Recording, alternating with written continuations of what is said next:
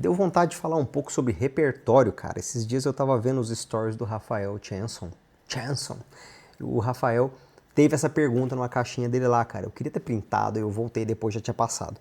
Mas a pergunta envolvia, assim, tipo, poxa, viram o Che? Se você conhece o Rafael Chanson, você vai ter algum contato com isso, você vai entender por que, que o assunto repertório reverbera tão bem com ele.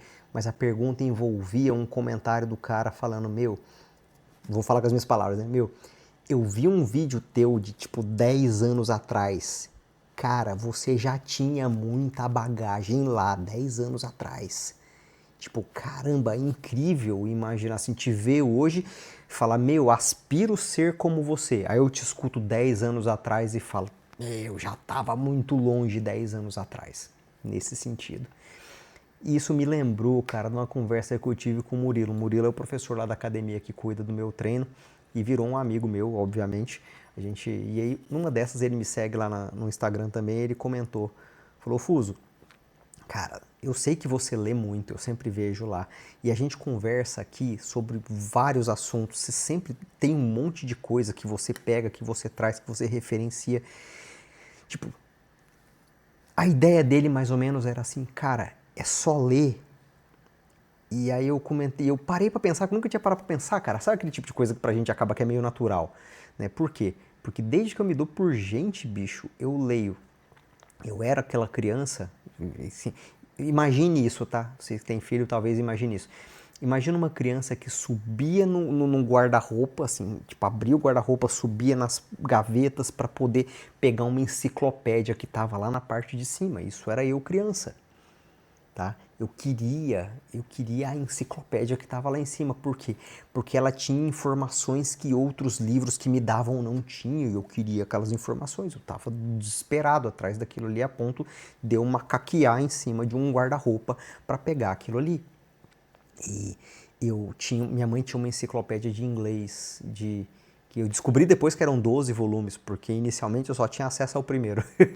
Esse primeiro é o que ficava, ela devia tipo colocar esse nos lugares baixos para eu encontrar ele e pegar ele, para eu não saber que tinha os outros. Demorou um tempo para eu saber que tinha mais.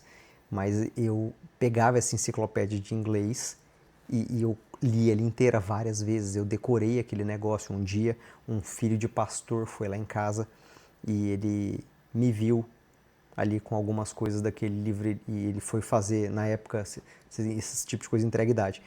Ele foi usar um gravador de fita cassete que meu pai tinha lá, que era um rádio bem caro e tinha essas fitas cassete e ele queria fazer uma cópia de uma fita. A gente tinha isso, tá? E aí ele foi lá em casa para fazer essa cópia enquanto a cópia estava acontecendo, porque tinha que esperar ela tocar mesmo. Ela passava, copiava de uma para outra. Aí minha mãe foi falar com ele, que já tinha morado nos Estados Unidos, que eu gostava de inglês. E aí ele me pediu para ler em voz alta algumas coisas que estavam no livro que eu tinha pego ali. Eu sou uma criança, tá? Nessa idade, criança. Tá bom? Vocês vão entender daqui a pouco. E aí eu falei, na época acho que era maçã, né? Então eu falei para ele, falei Apple, porque é o jeito que estava escrito ali. E aí ele foi me explicar naquele momento que a pronúncia naquele idioma era diferente, não era igual a gente falava aqui, a minha cabeça de criança. Então não é só ler, eu tenho que aprender a falar. E aí eu fui atrás de música, que na época tinha uns vinis, e aí tinha uns grandes assim, que tinha um caderno com as letras das músicas, e aí eu comecei a pegar dicionários, porque eu tô falando, isso que eu tô falando, cara, talvez fim da década de 80, tá bom? Talvez começo da década de 90. Então não tinha internet, tá, meu parceiro? Não tinha Google, a gente fazia as coisas com livro. Então eu tinha 3 dicionáriozinhos, já eu maior um pouquinho, né? Também nisso daí. Depois eu descobri que esses volumes de inglês que minha mãe escondia de mim, que primeiro eu achava que era um e era um só e eram 12, eu descobri depois que eles tinham fitas cassete também que acompanhavam depois desse cara mostrar para mim que tinha isso. Minha mãe me desentocaiu as fitas e aí eu pude ouvir as fitas acompanhando junto com os livros, entender como é que era a pronúncia daquelas palavras que eu já tinha decorado. E eu comecei esse processo de aprender inglês sozinho, inclusive. Então eu sempre li. É da minha natureza ler.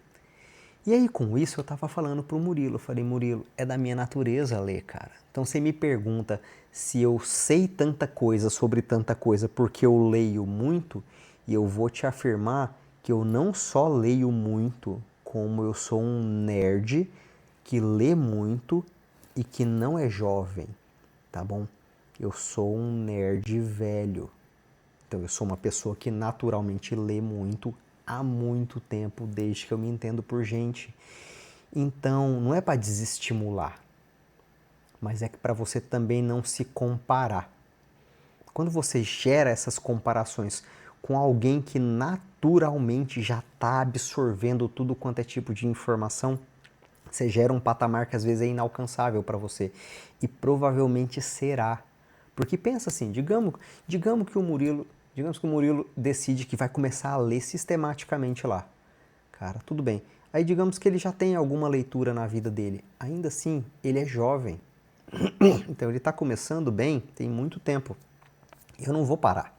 Eu vou continuar estudando muito. Então, porque é da minha natureza.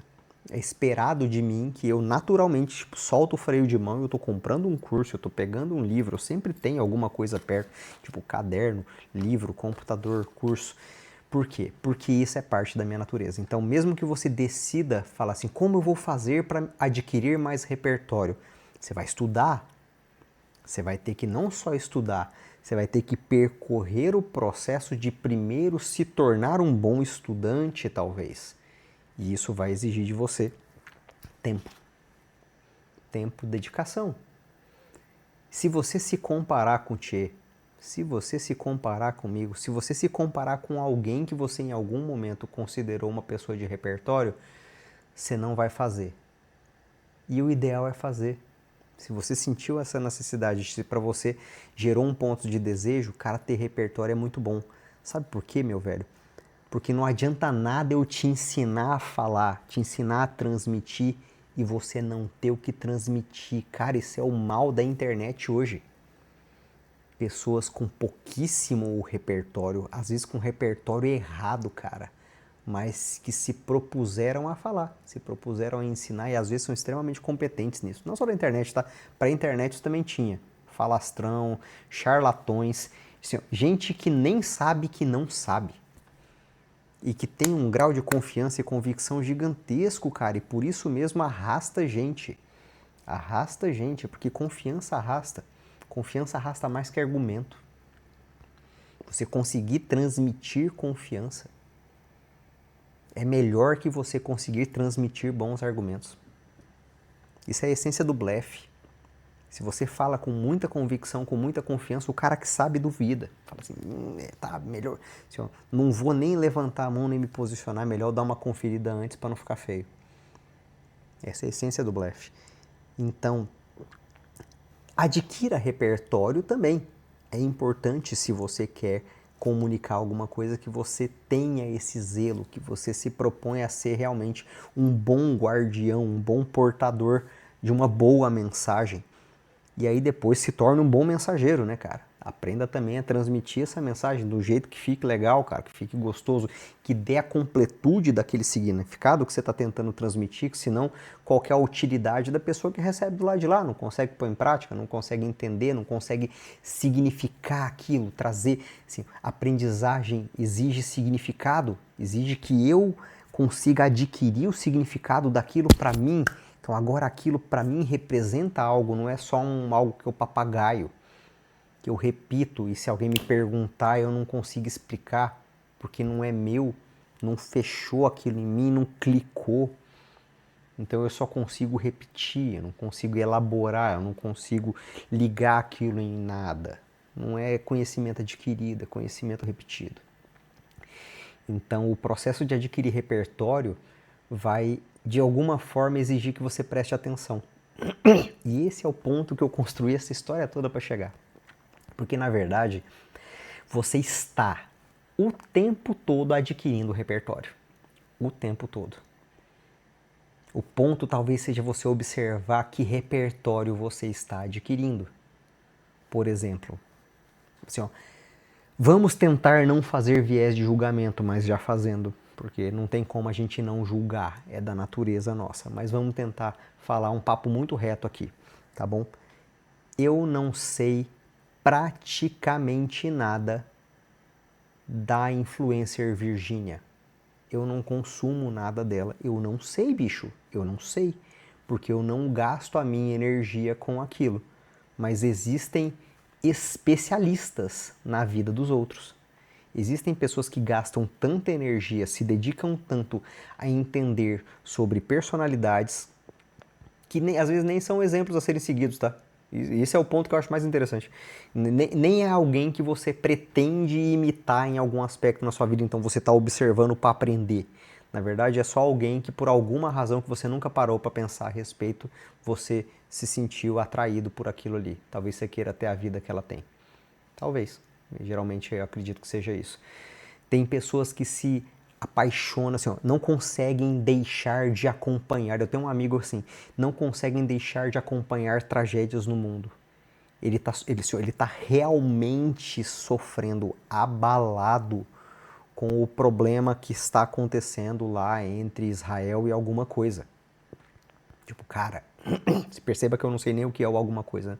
Eu só sei que ele fica falando alguma coisa com relação a Israel e alguma coisa lá. Cara,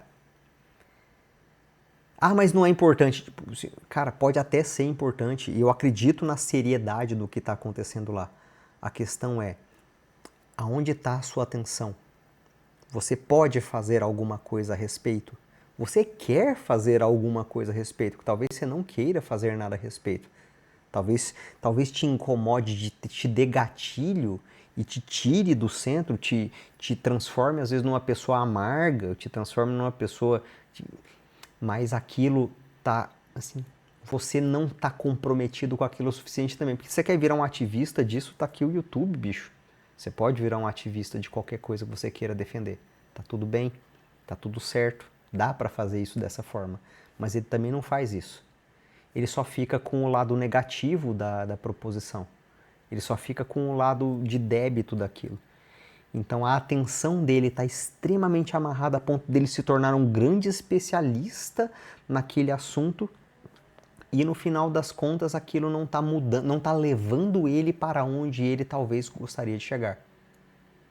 E esse é o ponto. Onde é que está a sua atenção? Que repertório você está consumindo? Que repertório você está adquirindo?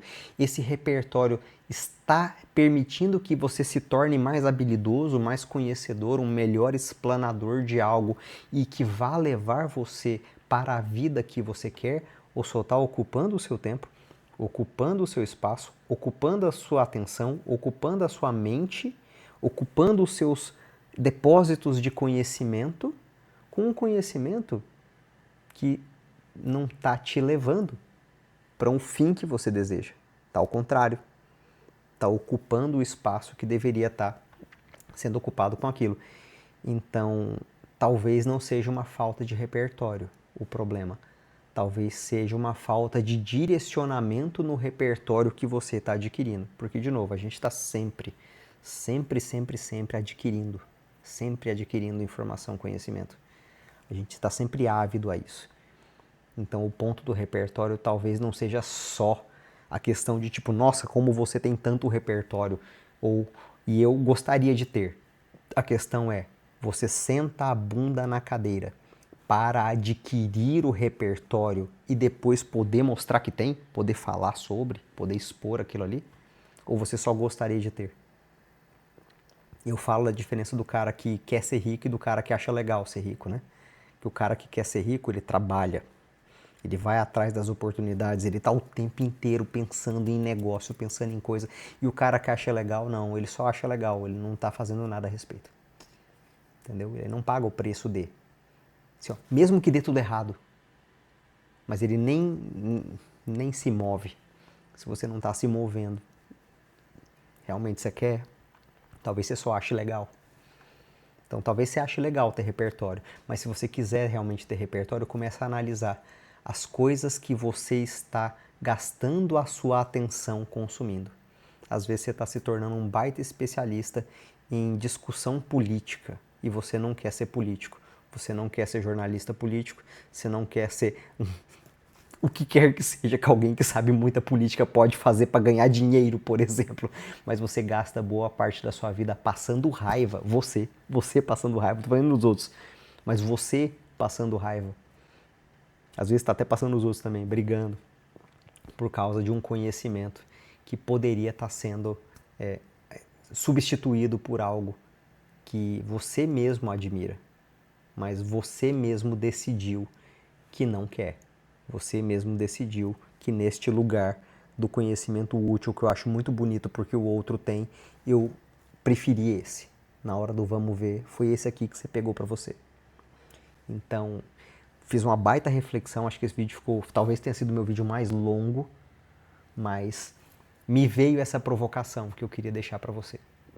Então eu queria encerrar esse vídeo dizendo que se você gosta desse tipo de coisa e sobreviveu até agora, talvez seja uma boa hora para você curtir o vídeo e seguir o canal, até para me estimular e saber me sinalizar que tá tudo bem e que esse tipo de conteúdo é legal e que eu devo fazer mais sobre isso. E se você tem uma boa mensagem, se você tem repertório e tem vontade de propagar, bom, cara, vou dizer para você também, mete bala. O mundo precisa de gente boa, com bom conhecimento e com boa capacidade de expor, com coragem, cara, com coragem para vir aqui e falar o que tem que ser falado. De porcaria, bicho, porcaria, assim, nem deveria ter, mas transita naturalmente. Porcaria ganha like sem precisar de muito trabalho. Mas trabalho bem feito, cara, vamos começar a criar um movimento de compartilhar conteúdo que é bom. Então, se você viu alguma coisa boa em algum lugar, se der o trabalho de compartilhar. E se você tem conhecimento bom para ser compartilhado, guarda para você não, meu velho. O mundo precisa de gente compartilhando conhecimento bom. Vejo vocês no outro vídeo.